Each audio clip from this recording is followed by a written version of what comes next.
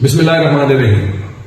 میں یہ حلفاً کہتا ہوں کہ مجھے تیمور خان جھگڑا کو عمران خان صاحب نے کبھی ڈائریکٹلی یا انڈائریکٹلی کوئی ایسے بیان، کوئی ایسے انسٹرکشنز، کوئی ایسے میسج نہیں دیا جس میں انہوں نے کہا ہو کہ کوئی بھی پرتشدد کام کرے، کوئی بھی اللیگل کام کرے یا کوئی بھی اینٹی اسٹیٹ کام کرے.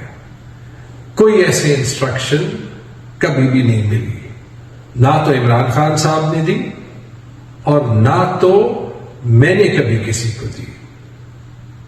عمران خان صاحب نے یہ ضرور کیا کہ انہوں نے ہمیشہ جو بھی تھوڑی بہت میٹنگز ان کے ساتھ ہوئی یہ کہا کہ پاکستان میں غریبوں کا خیال رکھنا چاہیے. انہوں نے یہ ہمیشہ کہا کہ پاکستان کو تبدیل کرنا ہے اور ایک ایسے نظام لانا ہے جس میں سب کو انصاف ملے. جب صحت کارڈ کی بات ہوتی تھی اور اس کو ہم پلان کر رہے تھے تو انہوں نے یہ کہا کہ یہ ہم نے پالیٹکس کے لیے کرنا ہی نہیں ہے بلکہ اس لیے کرنا ہے کہ اللہ تعالیٰ ایسے کام سے خوش ہوگا.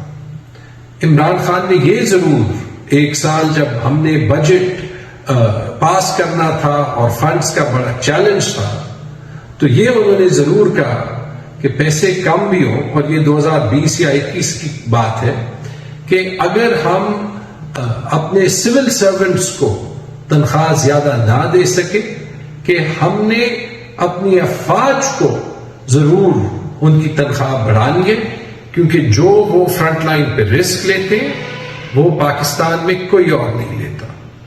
یہ سارے کام عمران خان صاحب کو میں نے خود کرتے ہوئے، پیشن سے سوچتے ہوئے اور انسٹرکشنز دیتے ہوئے ضرور دیکھے. عمران خان ایک محب وطن پاکستانی ہے. عمران خان کے اگینسٹ جو کیمپین چل رہی ہے کہ وہ اینٹی اسٹیٹ ہے، اس میں کوئی صداقت نہیں. اور جو پاکستان کی تاریخ ہے جس میں ہم نے بہت سے اپنے لیڈران کو اینٹی اسٹیٹ قرار دیا گیا ہے، جن کے ہم نے پولیٹیکل ٹرائلز کیے، اس کا کبھی ایک اچھا نتیجہ نہیں نکلا. اس لیے یہ اپیل ہے کہ ہم عمران خان کے ساتھ انصاف کریں، کیونکہ وہ پاکستانی ہے جو پاکستان کے لیے پوری زندگی لڑے ہیں اور پاکستان کا نام پوری زندگی روشن کیا. یہ میری دل کی بھی آواز ہے، یہ پی ٹی آئی میں جتنے میرے ساتھ ساتھی ہیں ان کے دل کی بھی آواز ہے، اور یہ پاکستان کی میجورٹی پاپولیشن کی بھی آواز ہے. پاکستان زندہ باد.